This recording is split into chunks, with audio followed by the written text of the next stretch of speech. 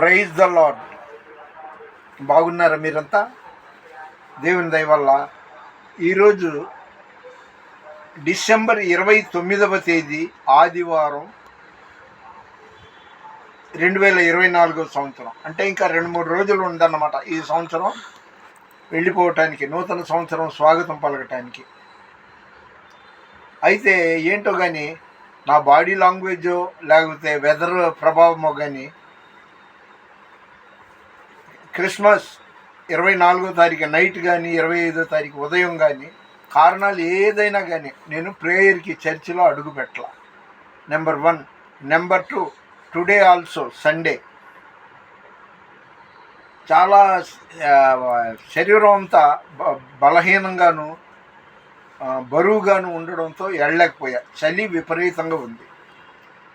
Once again today 29 December 2024 Sunday. Now time 11:30 అబో. ఎందుకంటే ఆసక్తిగా చూస్తున్నారు, ఎలా చూస్తున్నారు తెలియదు కానీ కొన్నింటికి ఎక్కువ వ్యూస్ వస్తున్నాయి. చాలా థ్యాంక్స్. ఎక్కువ వ్యూస్ రావాలి లేదా ఇంకొకటి నేను హైలైట్ అవ్వాలనేది కాదు, కానీ బ్రతికున్న నాళ్ళు ఏది ఏమైనా ఎక్కువ తక్కువ మన 1000 1000 వీడియో అవగానే ఇక నేను పూర్తిగా ఆపేస్తాను. వందనము నీకే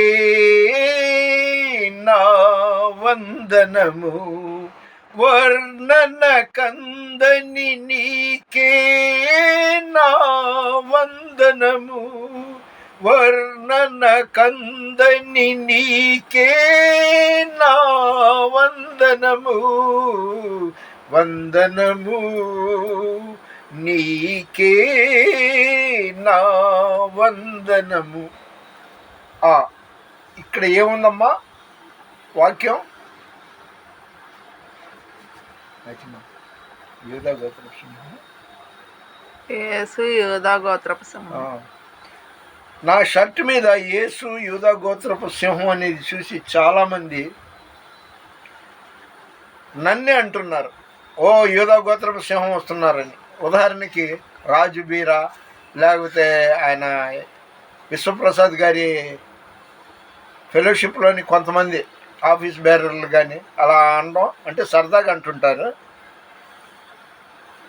కాబట్టి ఆ పాట ఒక 2 చరణాలు పాడి ముగిచ్చేస్తాను. ముందు వందనం చెప్పాను దేవుడికి, తప్పులు పోకుండా ఒకసారి చూసుకోవటానికి ఇలాగ బుక్ దగ్గర పెట్టుకున్నాను. మొత్తం పాడతాను.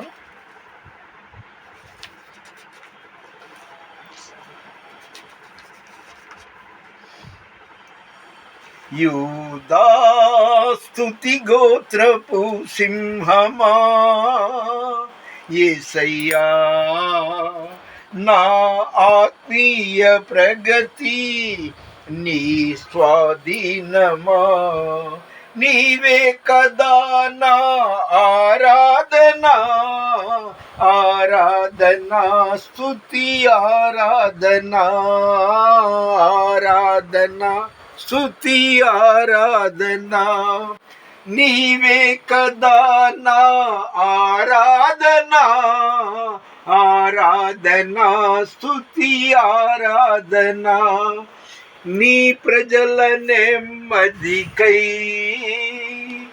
రాజాజ్ఞ మార్చింది నీవేనని, అహమును అణచి అధికారులను అదముల చేసిన నీకు అసాధ్యమైనది ఏమున్నది, అసాధ్యమైనది ఏమున్నది, యూదా స్తుతి గోత్రపు సింహమా అన్నట్టు ఆయన రాజులకు రాజు, ఆయన యొక్క సేవకులు రాజులైన యాజక సమూహం.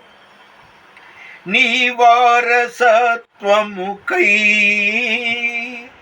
నా జయము కోరింది నీవేనని, అత్యున్నతమైన సింహాసనమును నాకిచ్చుటలో నీకు నీ వారసత్వముకై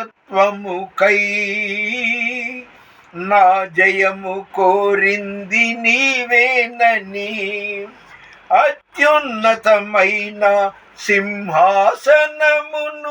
నాకిచ్చుటలో నీకు అసాధ్యమైనది ఏమున్నది, అసాధ్యమైనది ఏమున్నది, అసాధ్యమైనది ఏమున్నది, అసాధ్యమైనది ఏమున్నది.